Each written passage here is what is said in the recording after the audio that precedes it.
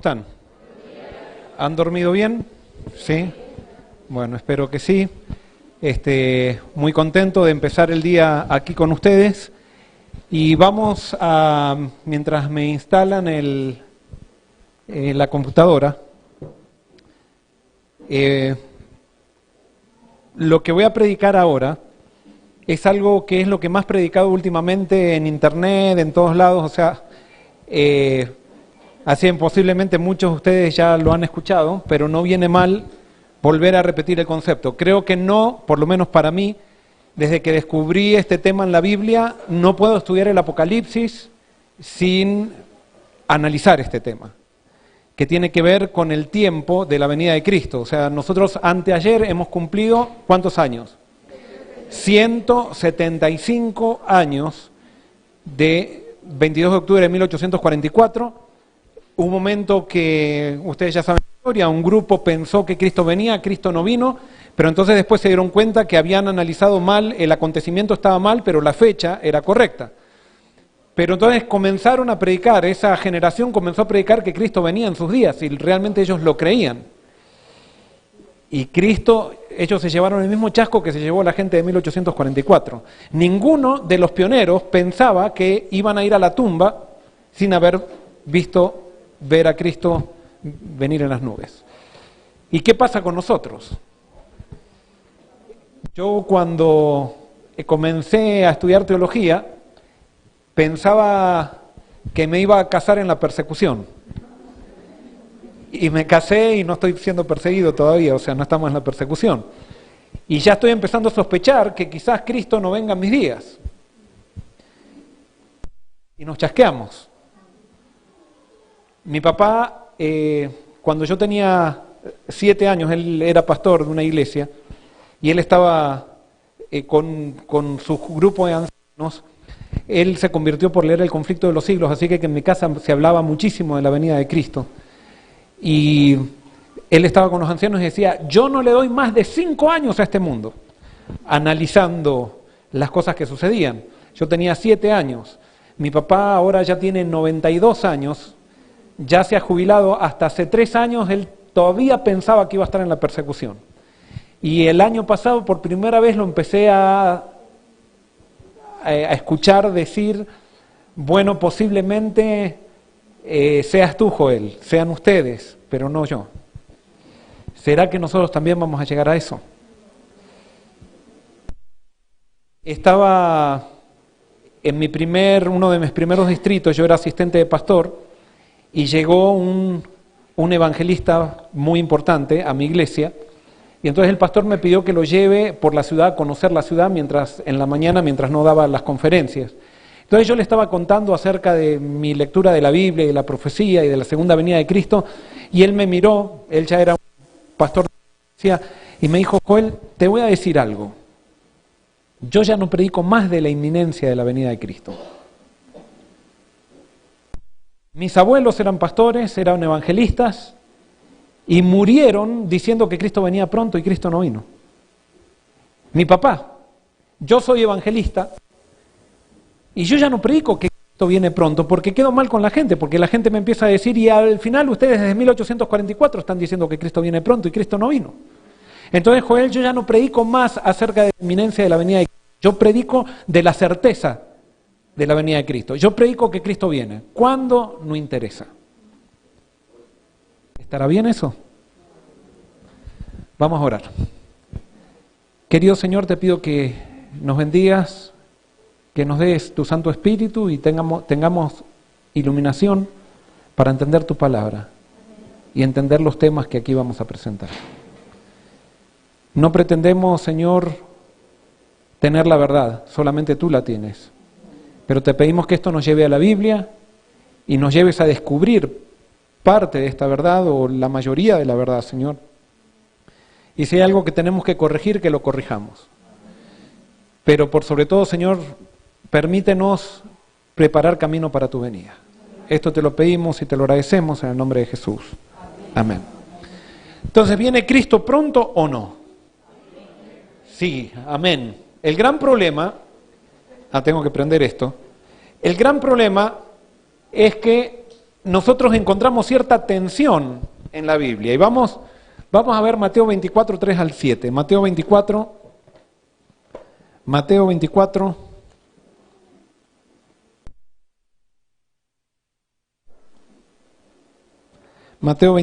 3 al 7. Dice así: cuando Jesús se sentó en el Monte de los Olivos, se acercaron los discípulos aparte y le preguntaron: dinos, ¿cuándo serán estas cosas? ¿Y qué señal habrá de tu venida y del fin del mundo? Jesús respondió: mirad que nadie os engañe, porque vendrán muchos en mi nombre diciendo: yo soy el Cristo, y a muchos engañarán. Oiréis de guerras y rumores de guerra. Cuidado, no os alarméis. Esto tiene que suceder, pero aún no es el fin. Porque se levantará nación contra nación y reino contra reino, y habrá pestes y hambres y terremotos en diversos lugares, y todo será principio de dolores. Es interesante porque yo desde chico escucho, cuando hay pestes, hambres, terremotos, decimos Cristo ya viene, y sin embargo Jesús dice, cuando vean eso, todavía no es. Todavía no es. Entonces aquí pareciera como que hay una tardanza. Vamos a Mateo 24, 9 al 13. Seguimos ahí, dice: entonces os entregarán para maltrataros, para ser maltratados y muertos, y seréis aborrecidos por todas las naciones por causa de mi nombre. Y muchos tropezarán y se entregarán y odiarán unos a otros. Y se levantarán muchos falsos profetas y engañarán a muchos. Y por el aumento de la maldad, el amor a la mayoría se enfriará. Pero el que persevere hasta el fin, ese será salvo. De acuerdo a esto, ¿Cristo se tarda o viene pronto? Acá me dicen que viene pronto, pero yo tengo que perseverar ¿cuándo? Sí, pero ¿por qué tengo que? Cuando yo le digo algo, persevera. ¿Por qué? Porque se tarda. Si no se tardaría, no tendría que decir persevera. Jesús no nos diría persevera, pero hay que perseverar hasta el fin. Aunque se está tardando, hay que perseverar. Vamos a Lucas, dejen marcado ahí porque vamos a volver, pero Lucas 21, 7 y 8. Lucas 21, 7 y 8. Dice así: entonces le preguntaron: Maestro, ¿cuándo sucederá esto? ¿Y qué señal habrá cuando estas cosas empiecen a suceder? Él respondió: mirad que no seáis engañados, porque vendrán muchos en mi nombre diciendo: yo soy, y el tiempo está cerca, pero no vayáis en pos de ellos. ¿De qué van a predicar los falsos cristos? Muy bien, que el tiempo está cerca. Entonces, ¿Cristo viene pronto o se tarda? Pero si entonces es falso profeta ahí. Los falsos profetas van a predicar que Cristo viene pronto. Vamos a Mateo 24, 45 al 51. Mateo 24.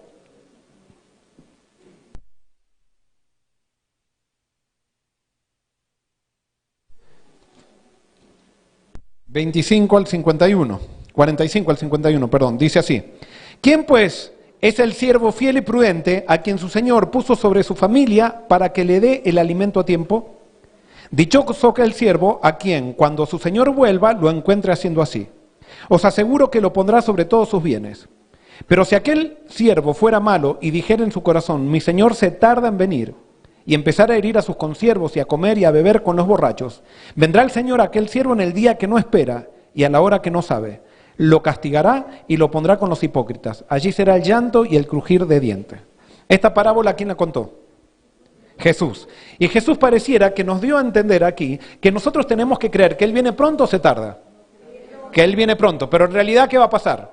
Se va a tardar. Entonces el tiempo de la venida de Cristo es como una zanahoria que nos han puesto para ir detrás de la zanahoria corriendo, pero nunca lo vamos a alcanzar. O sea, pareciera que Cristo siempre se tarda. Tenemos que pensar de que viene pronto, pero en realidad es un autoengaño. O sea, Él se va a tardar siempre. ¿No?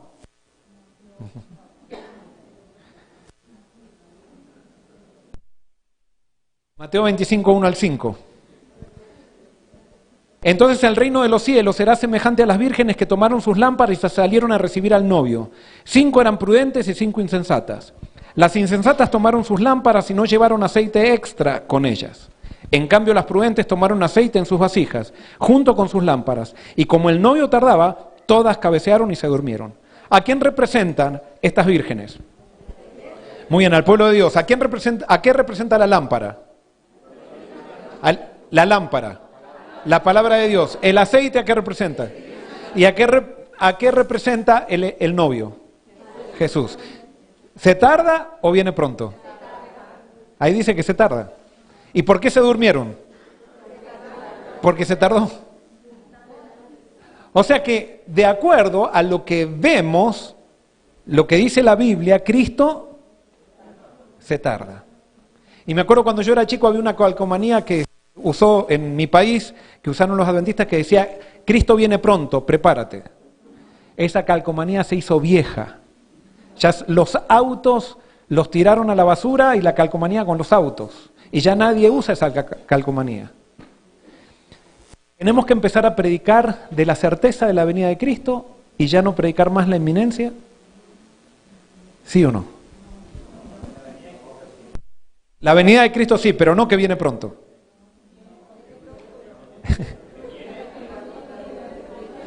Muy bien. ¿Dónde está la respuesta de esto? La respuesta está en el Apocalipsis. Y yo sé que ustedes ya la saben, pero vamos a repasarla para confirmar esto. Apocalipsis lo tengo acá, lo vamos a leer de aquí para ir más rápido. Dice, la revelación de Jesucristo que Dios le dio para manifestar a sus siervos las cosas que deben suceder pronto. Y la declaró enviándola por medio de su ángel a su siervo Juan, que ha dado testimonio de la palabra de Dios y del testimonio de Jesucristo y de todas las cosas que ha visto. Bienaventurado el que lee y los que oyen las palabras de esta profecía y guardan las cosas en ella escritas, porque el tiempo está cerca.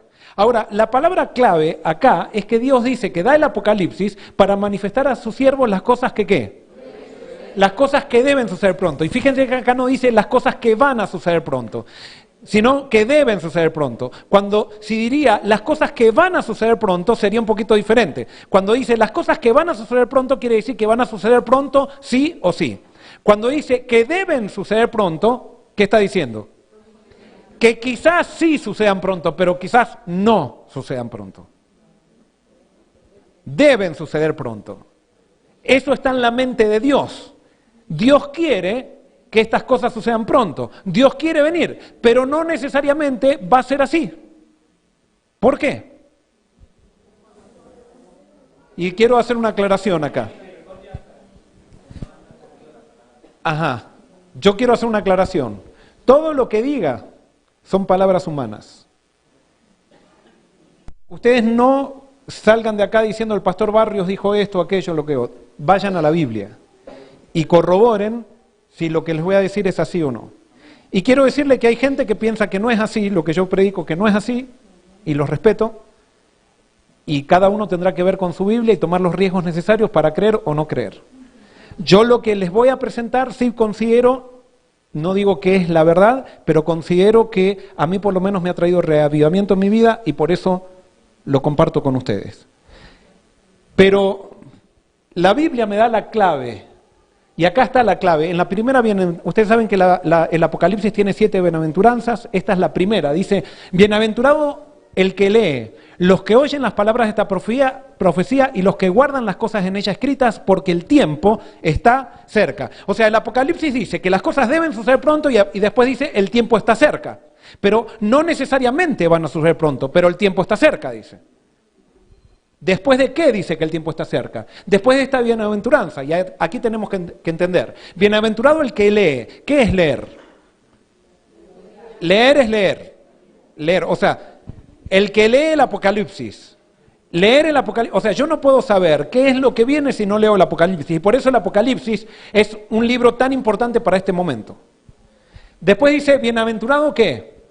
Los que oyen, ¿qué es oír? En el concepto hebreo, oír no es escuchar. Oír en el concepto hebreo quiere decir prestar atención, escudriñar, entender lo que allí se está dando, el mensaje que allí se está dando. Entonces, para que Cristo venga pronto tengo que primero leer, después entender y después viene la otra palabra y los que guardan las cosas en ella escritas. Y acá en esta palabra clave, o sea, cuando yo lea, oiga y guarde, entonces Cristo va a venir pronto. Pero entonces, si Cristo no vino pronto, ¿por qué es? Porque algo de esto no se ha hecho. ¿Y qué es lo que no hemos hecho especialmente? Guardar. Muy bien, ustedes ya saben muy bien esto. Y vamos a Apocalipsis 22, 7 al 9, habla de vuelta, pero esto, fíjense, está en el último capítulo, hay otra bienaventuranza. He aquí vengo como pronto. ¿Bienaventurado quién? El que el que guarda las palabras de esta profecía de este libro. Fíjense que ya no dice el que lee y el que oye. ¿Por qué? Porque ya estamos en el último capítulo y para esta altura el que llegó al último capítulo ya leyó.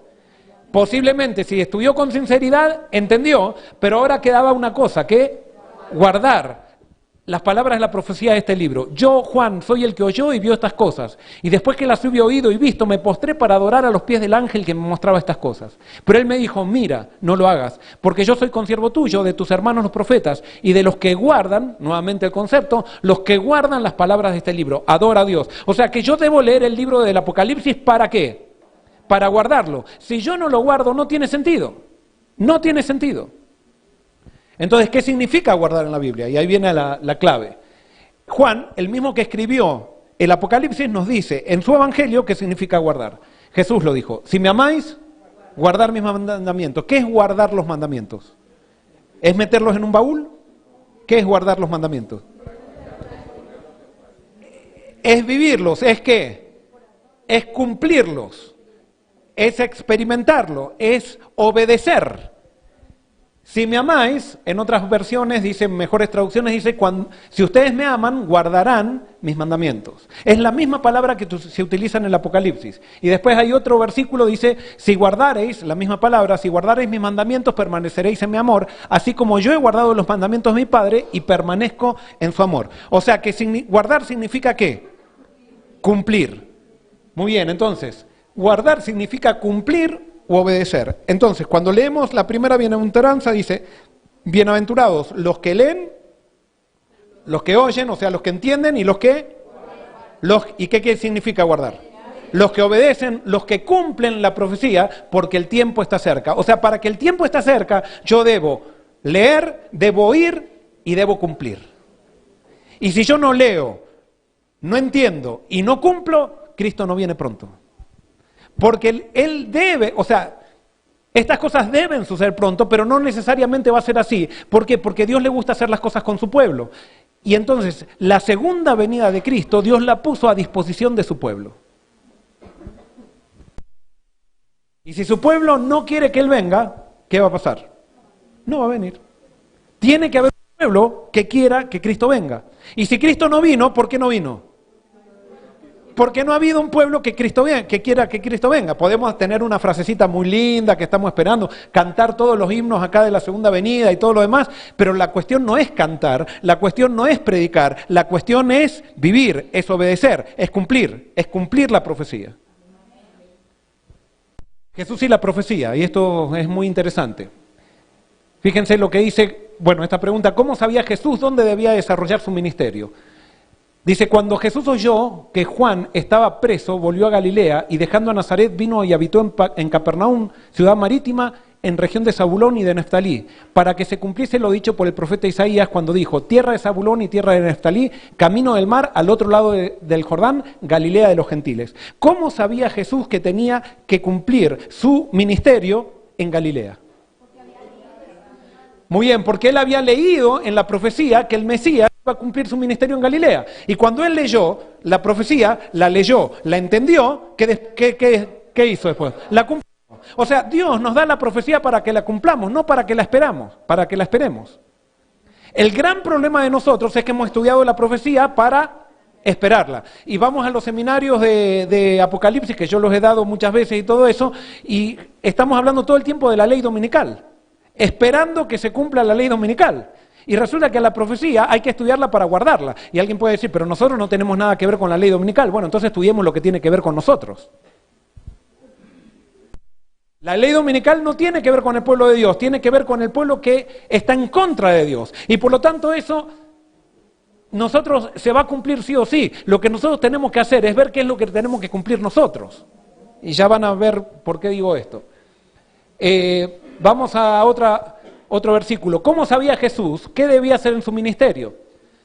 Lucas 4, 16 al 21 dice, vino a Nazaret donde se había criado y en el día de reposo entró en la sinagoga conforme a su costumbre. Y se levantó a leer.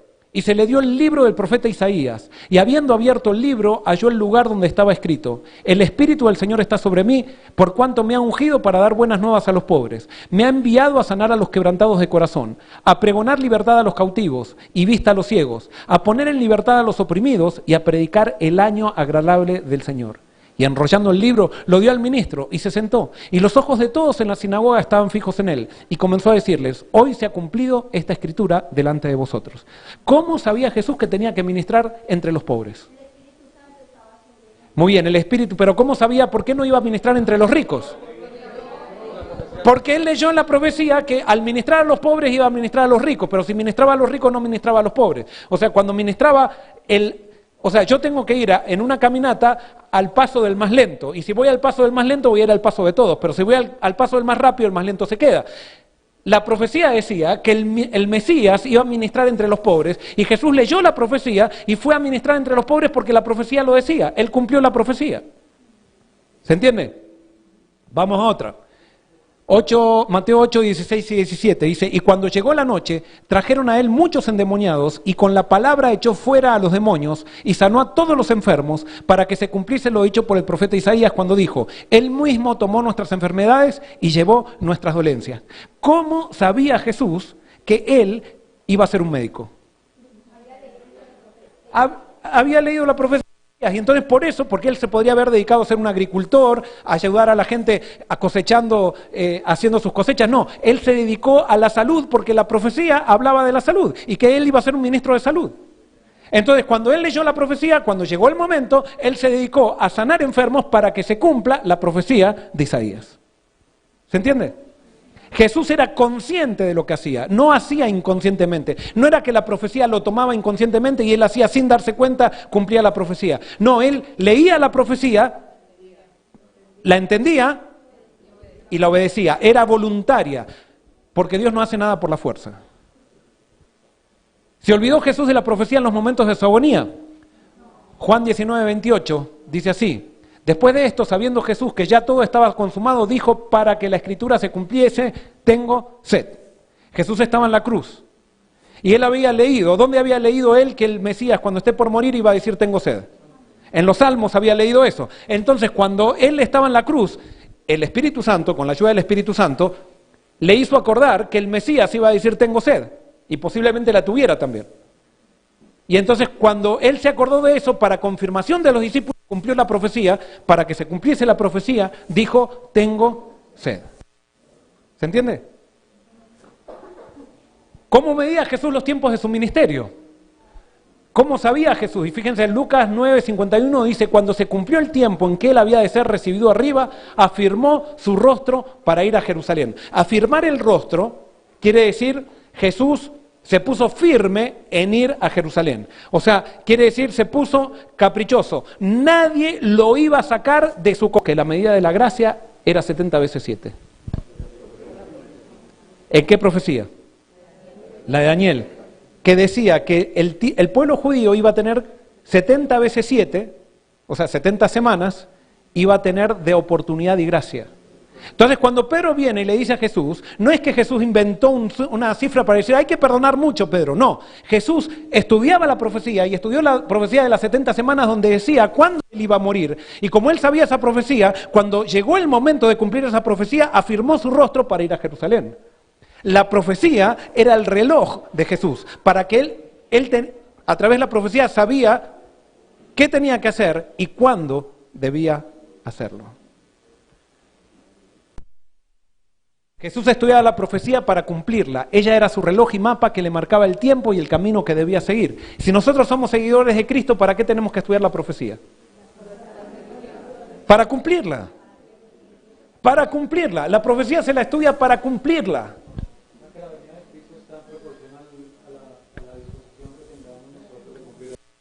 Ahora, a ver, ¿cómo lo puedo decir? Me acuerdo cuando yo estaba dando estudios bíblicos, cuando recién ya era pastor, y entonces fui a una campaña evangélica, y había una mujer que era la mujer más católica del pueblo. Iba a misa todos los domingos, Y entonces ella estaba estudiando la Biblia y estaba pero felicísima. Pero mientras estudiaba la Biblia estaba felicísima, pero no dejaba de ir a la iglesia católica. Y entonces el cura en la misa, un domingo ya estábamos en una carpa en esa ciudad, entonces el cura dijo, miren, yo quiero que nadie vaya a la carpa de los adventistas. Nadie vaya. Dice, porque ahí les están enseñando cosas falsas. Entonces ella se levantó enfrente de toda la misa y le dijo al cura, padre, le dice, mire, yo quiero decirle que nunca he aprendido la Biblia como me la están enseñando los adventistas. Y dice, y yo quiero invitarlos para que ustedes también permitan que vayan a enseñarles la Biblia a sus casas. Y para mí esto es algo que ha sido muy bueno, y el cura no sabía qué decir. Pero resulta que yo le estaba dando estudios bíblicos a esta mujer y yo veía que la mujer estaba contentísima con la Biblia, pero no tomaba decisiones. Totalmente errado yo. Y como a mí me venía en un blanco, que yo tenía que bautizar tanto en la campaña evangélica, estaba con ¿cuándo va a decidirse? Porque yo quería ser el Espíritu Santo. Entonces me acerqué y le digo, y yo lo tenía esto ya, este estudio bíblico lo tenía, le decía a mis compañeros, hoy le tiro el misil. Hoy le tiro el misil. ¿Y cuál era el misil? Daniel capítulo 7 y Apocalipsis 13. Ella estaba enamorada de la Biblia, enamorada de los adventistas, pero seguía enamorada del catolicismo también. Y entonces yo con cierta animosidad estaba esperando que llegue Daniel 7 y Apocalipsis 13. Y fui. Si me hubiera dado un avión, hubiera manejado un avión con la bomba atómica a la casa. Y empecé a dar, bueno, hoy vamos a analizar quién es el anticristo.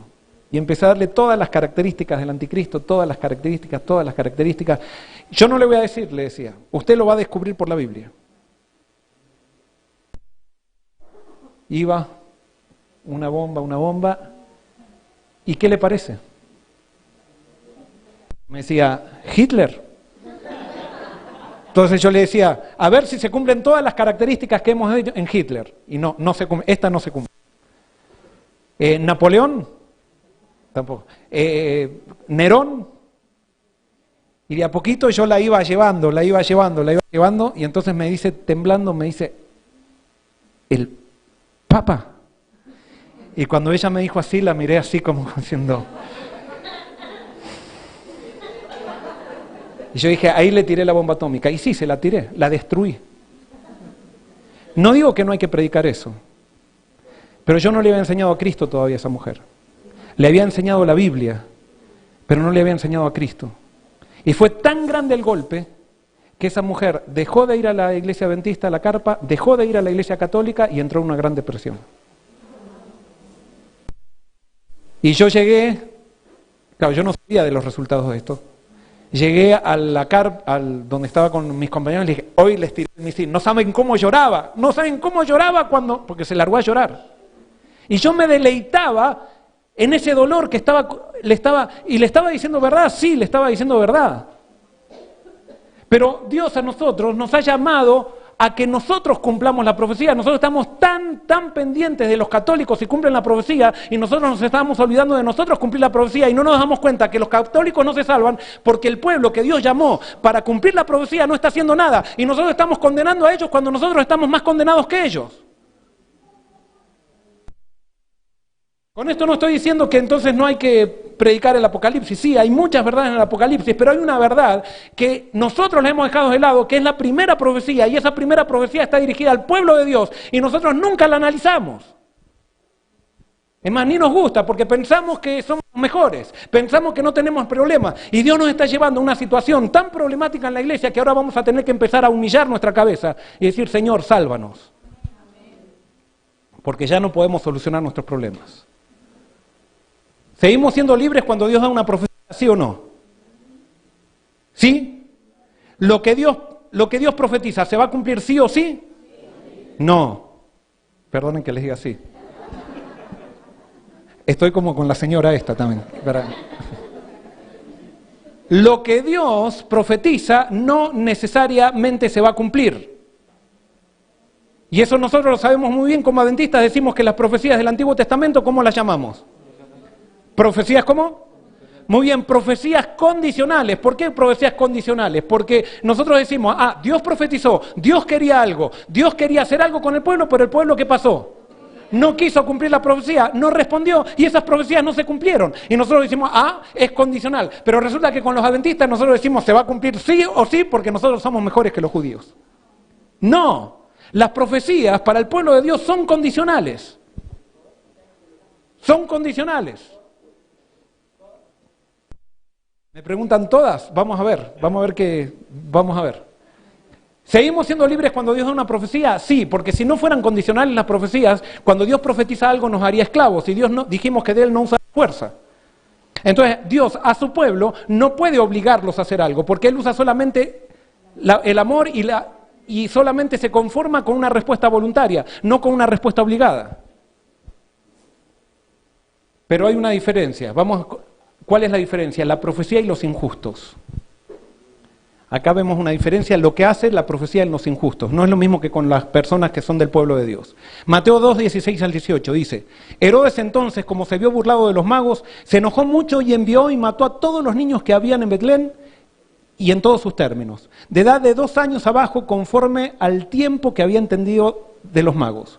Entonces fue cumplido lo que había dicho por el profeta Jeremías, que dijo: Voz fue oída en Ramá, grande lamentación, lloro y gemido. Raquel que llora por sus hijos y no quiso ser consolada porque perecieron. Pregunto, ¿Herodes sabía que estaba cumpliendo la profecía, sí o no? No. Como los injustos son esclavos de Satanás, lo que Dios profetiza sobre los injustos se va a cumplir sí o sí, porque ellos no tienen libertad. Y Dios no está violando la libertad de nadie al dar una profecía para con gente que ya es esclava. Y como Herodes vivía con Satanás y ya era esclavo de Satanás, Dios dio una profecía con Herodes y cuando Dios profetizó algo de Herodes, Herodes lo iba a cumplir sí o sí, porque Dios sabía lo que iba a hacer Herodes. Y por eso a los injustos la profecía los agarra. Los justos cumplen la profecía, pero los injustos son agarrados por la profecía. Ellos no se dan cuenta que la están cumpliendo. Fíjense, Juan 19, 24, también en ocasión de la muerte de Jesús, dice: Entonces dijeron entre sí los soldados, hablando de la túnica de Jesús: No la partamos, sino echemos suerte sobre ella, a ver de quién será. Esto fue para que se cumpliese la escritura que dice: Repartieron entre sí mis vestidos, y sobre mi ropa echaron suertes. Y así lo hicieron los soldados. ¿Quién dijo que iban a repartirse las suertes en la ropa del Mesías? David, muy bien, los salmos. Ahora, ¿sabían los soldados que estaban cumpliendo los salmos? No. La profecía los agarró inconscientemente porque ellos no estaban con Dios y la profecía los agarró. Dios da la profecía a su pueblo para que la cumpla, pero la profecía que da para los que no son de su pueblo la van a cumplir sí o sí, porque la profecía los agarra. ¿Se entiende? Y miren, para que vean un caso mixto en la Biblia, Isaías 45:1. Así ha dicho Jehová a su ungido, Ciro, al cual tomé yo por su mano derecha, para sujetar naciones delante de él y desatar lomos de reyes, para abrir delante de él puertas y las puertas no cerrarán. Dios ya estaba profetizando por nombre que Ciro, un rey pagano, iba a conquistar Babilonia y iba a dejar libre al pueblo de Israel en Babilonia. Antes de que naciera Ciro, ya lo profetizó por nombre, Isaías. Y fíjense cómo sigue también diciendo Isaías 44:28. Que dice de Ciro: es mi pastor y cumplirá todo lo que yo quiero, al decir a Jerusalén serás edificada y al templo serás fundado. Muy bien, pregunto, cuando Ciro estaba conquistando Babilonia, ¿sabía que estaba cumpliendo la profecía? No, él la cumplió, sin saberlo. Entró a Babilonia, ¿con quién se encontró en Babilonia? Con Daniel. ¿Qué hizo Daniel con Ciro? Muy bien, primero le habló del Dios verdadero y cuando le habló del Dios verdadero, Ciro se mostró interesado y ¿qué le mostró? Le mostró la profecía. Y cuando Ciro, ahora que conocía al Dios verdadero, ahora que se había sometido al Dios verdadero, yo la profecía, ¿qué hizo Ciro? La cumplió. Fíjense cómo cambió. Antes la profecía lo agarró, pero ahora cumple la profecía. Lo quieren ver en las palabras de Ciro, que están en 2 de Crónicas 36, 22 al 23, dice: Mas el primer año de Ciro, rey de los persas, para que se cumpliese la palabra de Jehová por boca de Jeremías, Jehová despertó el espíritu de Ciro, rey de los persas, el cual hizo pregonar de palabra y también por escrito por todo su reino, diciendo: Así dice Ciro, rey de los persas: Jehová, el Dios de los cielos, me ha dado todos los reinos de la tierra, y él me ha mandado que le edifique casa en Jerusalén, que está en Judá. Quien haya entre vosotros de todo su pueblo, sea Jehová su Dios con él y suba. Dios dice: me ha mandado que le edifique casa en Jerusalén. ¿En dónde Dios le había mandado eso a Ciro? En la profecía de Jeremías. Daniel se la mostró y entonces él fue y cumplió la profecía después de haber conocido a Dios. Antes de analizar esto, ¿qué quiere decir esto? Si Cristo no vino, ¿por qué Cristo se tarda? Porque no hemos cumplido la profecía. Y ahora yo les hago una pregunta, ¿qué debemos hacer para cumplir la profecía? ¿Qué es lo que tenemos que cumplir de la profecía?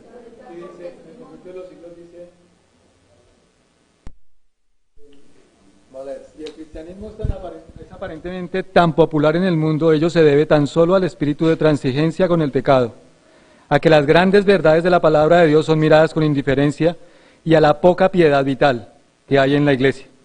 Revivan la fe y el poder de la iglesia primitiva y el espíritu de persecución reavivará, también y el fuego de la persecución volverá a encenderse. Muy bien, esto viene después. Ahora, ¿qué es cumplir la profecía? ¿Por dónde nosotros debemos comenzar? ¿Qué es lo que debemos hacer?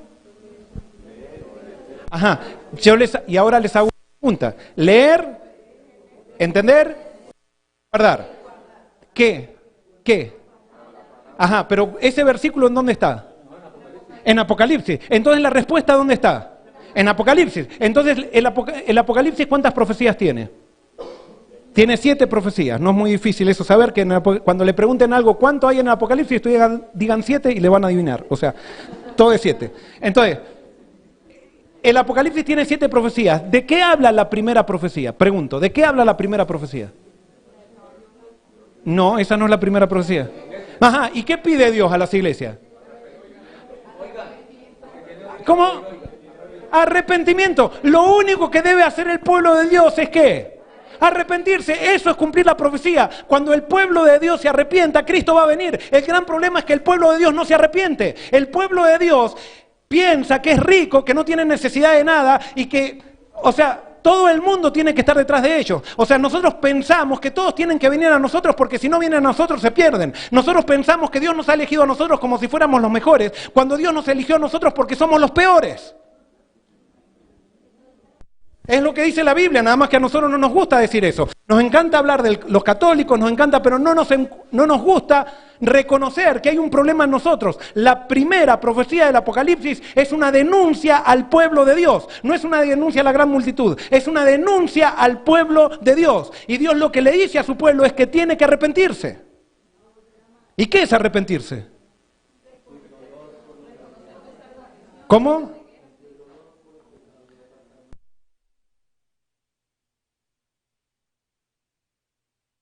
Me gustaría dar un seminario de arrepentimiento.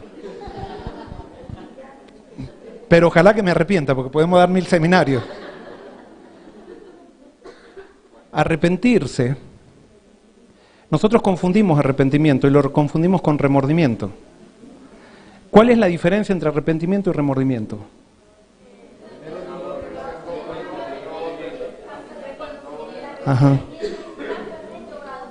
Ajá.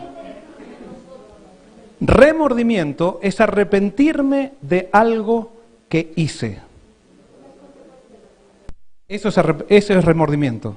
Es arrepentirme de algo que hice. Es tristeza por lo que hice. Eso es remordimiento. Y es muy profundo, pero es falso. Hasta puede ser satánico. Es humano. Sentir tristeza por algo que hice. Y nosotros muchas veces sentimos tristeza por algo que hicimos y pensamos que estamos arrepentidos. No, eso fue generado en nosotros. Es algo natural del ser humano sentir tristeza por algo que nos trajo malas experiencias. ¿Cuál es la diferencia con arrepentimiento? Es sentir tristeza ¿por qué? No, en el remordimiento también tengo tristeza por el pecado. También es por ofender a Dios en el remordimiento. Dígame, ¿no se sintió mal Judas con Jesús?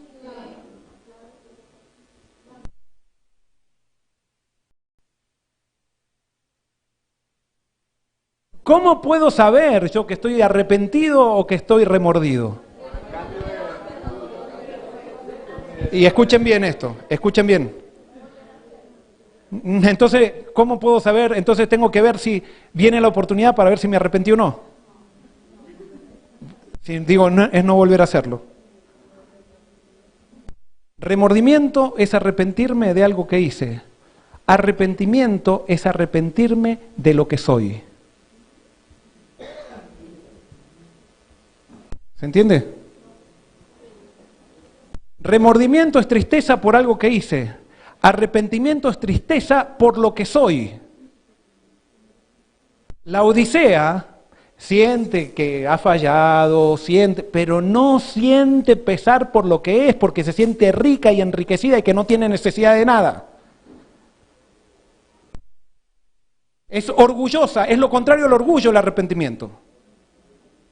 Cuando yo me siento superior a alguien, no tengo arrepentimiento. Cuando yo me siento por encima de la gente, no tengo arrepentimiento. No, aunque sea por cualquier cosa, hasta yo me puedo sentir orgulloso por el conocimiento teológico que tengo con respecto a otras personas que no tienen tanto. Eso son personas que no están, o somos personas que no estamos arrepentidas cuando sentimos orgullo. El orgullo es contrario al arrepentimiento, el arrepentimiento es contrario al orgullo. No puede haber arrepentimiento en alguien que esté orgulloso, o puede haber orgullo en alguien que esté arrepentido. ¿Cómo yo puedo sentir tristeza de lo que soy?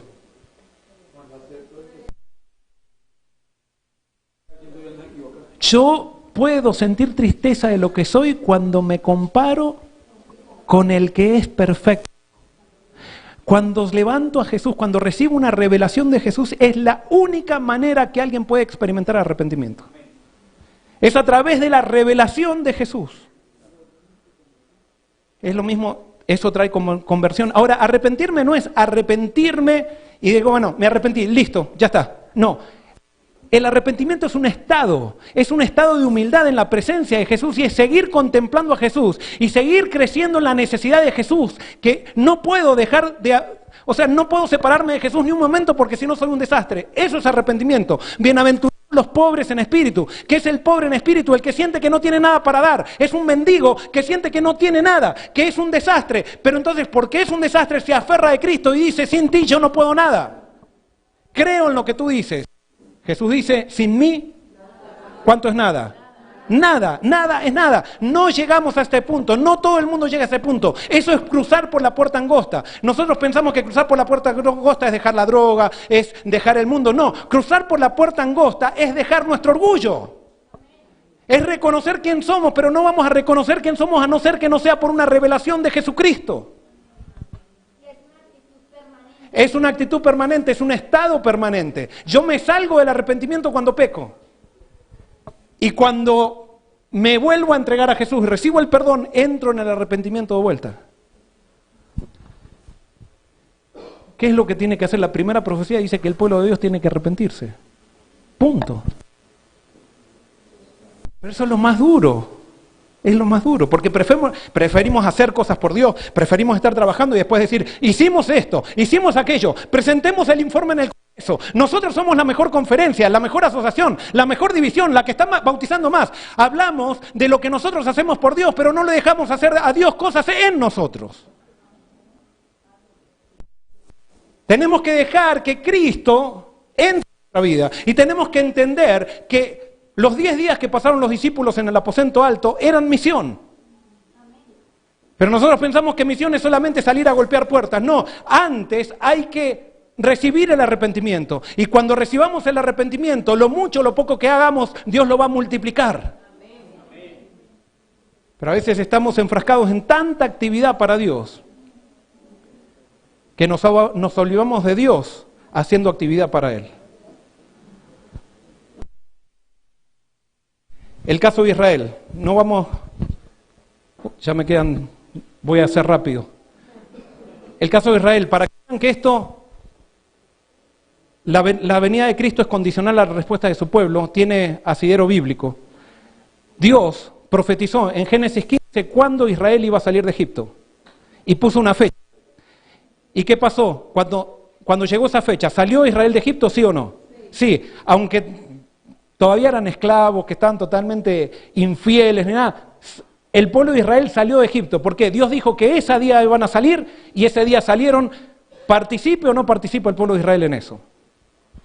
Pero la entrada del pueblo de Israel a Canaán no había fecha. Es más, Dios quería que entren ¿en cuánto? En un año.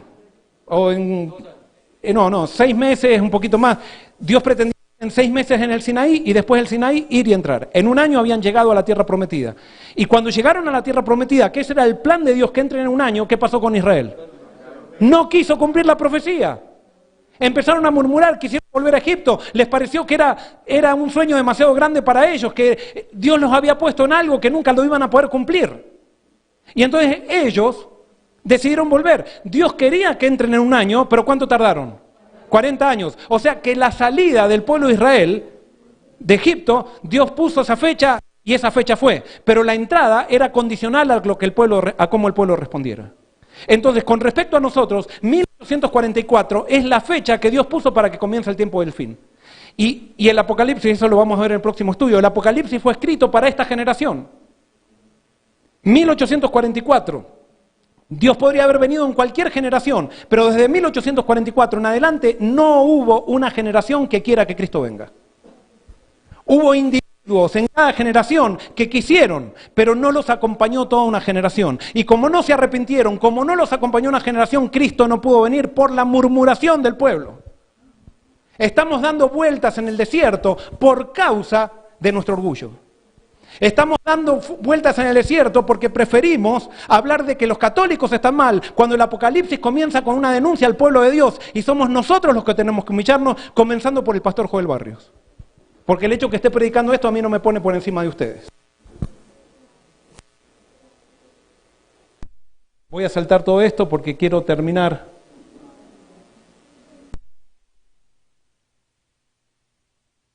El acontecimiento de la segunda venida de Cristo no es condicional. Su segunda venida es un hecho cierto. El tiempo es condicional a la respuesta de su pueblo. Desde 1844 Cristo podría haber venido en cualquier generación. Testimonio profético, para que vean si Elena de White no comparte esta idea. Si los adventistas después del gran chasco de 1844 se hubieran aferrado a su fe y hubieran ido unidos en pos de la providencia de Dios, que abría el camino, y si hubieran recibido el mensaje del tercer ángel, y si lo hubieran proclamado al mundo con el poder del Espíritu Santo, habrían visto la salvación de Dios. El Señor hubiera obrado con poder mediante sus esfuerzos. La obra se habría terminado y Cristo habría venido para recibir a su pueblo y darle su recompensa. No era la voluntad de Dios que se demorara así la venida de Cristo. Las cosas que deben suceder pronto. Estaban en la cabeza de Dios, pero ¿por qué se está tardando Dios? Por su pueblo. Vamos a otra. No era la voluntad de Dios que se demorara así la venida de Cristo. Dios no tenía el propósito de que su pueblo Israel vagara 40 años por el desierto. Prometió guiarlos directamente a la tierra de Canaán y establecerlos allí como un pueblo santo, sano y feliz. Pero aquellos a quienes primero se les predicó no entraron a causa ¿de qué? De su incredulidad. Sus corazones estaban llenos ¿de qué?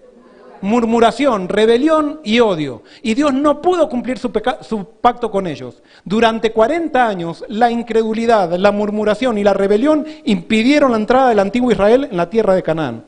Los mismos pecados han demorado la entrada del moderno Israel en la Canaán celestial. En ninguno de los dos casos faltaron las promesas de Dios. La incredulidad, la mundanalidad, la falta de consagración y las contiendas entre el profeso pueblo de Dios nos han mantenido en este mundo de pecado y tristeza tantos años. ¿El problema en quién está? En nosotros. Ahí está el problema. Fíjense, si cada soldado de Cristo hubiese cumplido su deber, si cada centinela puesto sobre los muros de Sión hubiese tocado la trompeta, el mundo habría oído el mensaje de amonestación, mas la obra ha sufrido años de atraso. Entre tanto que los hombres dormían, Satanás se nos ha adelantado. ¿Y qué tenemos que proclamar nosotros? ¿Qué tenemos que proclamar al mundo? Ayer lo estudiamos. ¿Qué tenemos que proclamar?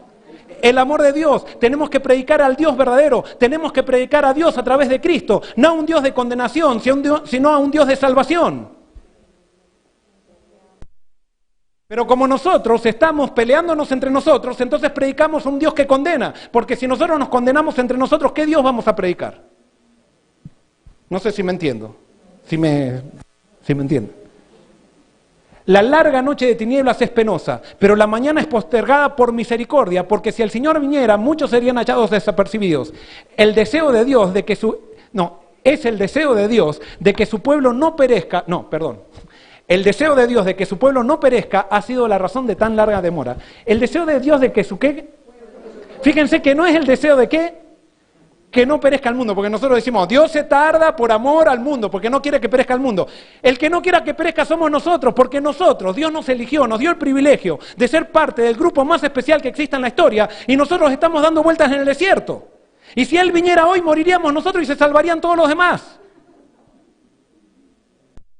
Y es por amor a nosotros que Él se está tardando, no por amor al mundo, es por amor a nosotros, orgullosos. Miserables, pobres, ciegos y desnudos que pensamos que no tenemos necesidad de nada. Y nos estamos peleando, y ya no nos peleamos, vuelvo a repetir, no nos peleamos en las iglesias, nos peleamos a nivel de asociación general y divisiones y todo lo demás. Y con esto nadie se está poniendo por encima de una plataforma, no. Necesitamos todos unirnos y humillarnos y buscar a Jesús. Es la falta de Jesús que está produciendo eso. Por eso Jesús a cada iglesia se le revela con una revelación de su carácter. Jesús es el centro del Apocalipsis. Sé que si el pueblo de Dios se hubiera mantenido en una relación viviente con Él, si hubiera obedecido su palabra, estaría hoy en la Canaán celestial. Eso lo escribió en 1903 Elena de White. 1904 escribió, es privilegio de todo cristiano no solamente esperar, sino que apresurar la venida de nuestro Señor Jesucristo. Si todos los que profesan su nombre estuvieran llevando frutos para su gloria, cuán rápidamente todo el mundo sería sembrado con la simiente del Evangelio. Pronto la última cosecha sería levantada y Cristo vendría para reunir al precioso grano. ¿Cuántos adventistas eran cuando Elena de White escribió eso? ¿Saben más o menos? Yo tampoco sé, pero me imagino que eran más o menos en el mundo unos 30.000 o 40.000 adventistas.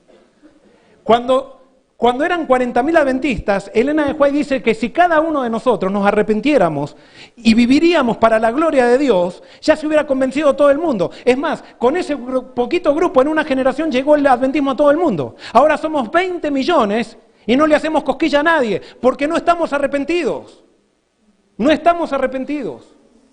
Y alguien puede decir, pero entonces ¿quiere decir, pastor, que esta no es la iglesia de Dios? Sí, esta es la iglesia de Dios. Por eso este es el mensaje que Dios nos da a nosotros. Si no, no lo hubiéramos descubierto.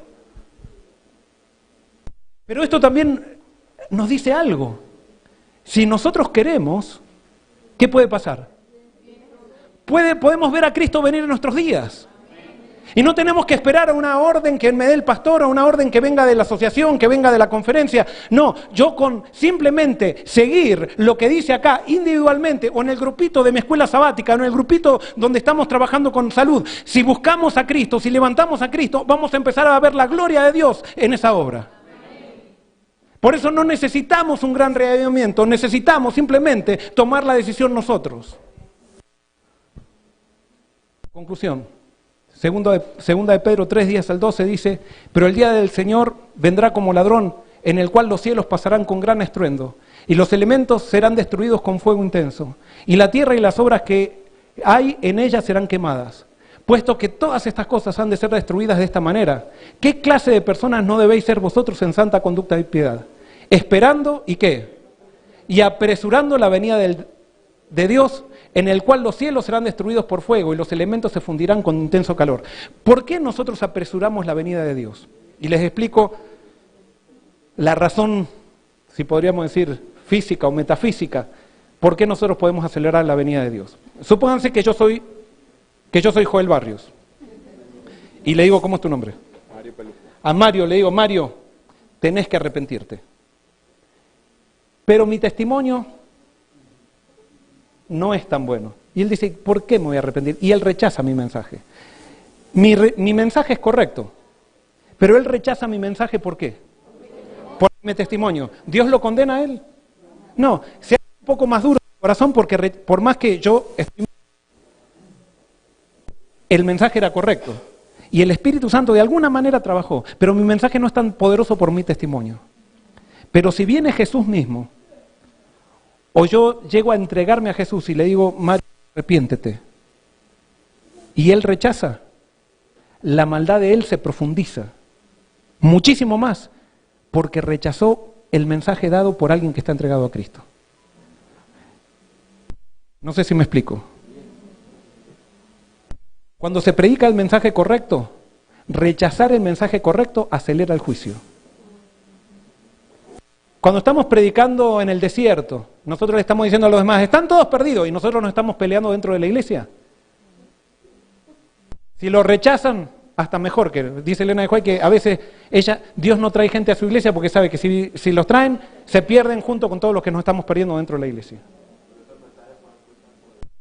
Por eso el mensaje de Juan fue tan... Y por eso Jesús definió a una sociedad. Por eso Jesús define. Y por eso el pueblo final va a definir. Porque el pueblo final va a predicar por testimonio. Porque la gloria de Dios, del Dios verdadero, se va a manifestar en las vidas de las personas. Y el mensaje va a ser poderoso. Nosotros no vamos a tener que hacer estrategias para poder alcanzar blancos ni nada por el estilo. El mensaje va a ser tan poderoso que donde lo prediquemos va a dar resultado. Y eso puede pasar hoy ya, no necesita ser el tiempo final. Hoy comenzamos a predicar el mensaje verdadero y Dios comienza a actuar con poder por medio de ese mensaje. Le empezamos a levantar a Cristo y la obra de Cristo y Dios hace tremendas cosas a través de la obra de Cristo. No se debe ayudar al Evangelio, el Evangelio es poder en sí mismo. Y por eso cuando empezamos a usar estrategias humanas para tener más bautismos, para tener más esto, más otro, lo único que estamos haciendo es transformando a la iglesia en una empresa. Y le estamos quitando el poder que tenemos a toda nuestra disposición para que Dios haga lo que Él quiere hacer.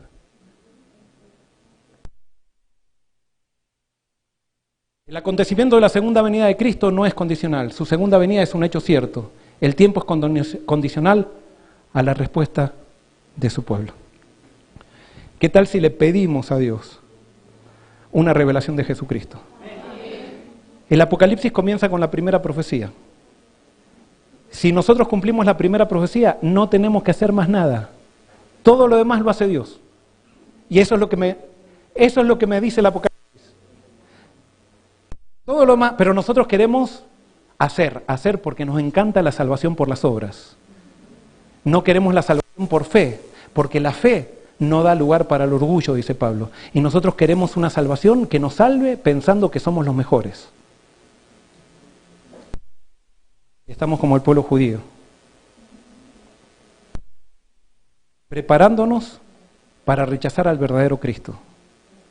Pero gloria a Dios que nos dejó el Apocalipsis. ¿Qué tal si le pedimos hoy a Dios que nos dé una revelación de Cristo para poder recibir ese arrepentimiento? Vamos a orar. Querido Jesús, danos una revelación de ti mismo. Muéstranos lo contaminado de nuestro corazón. Que podamos, Señor, entender que el problema no está en lo que hacemos, el problema está en lo que somos.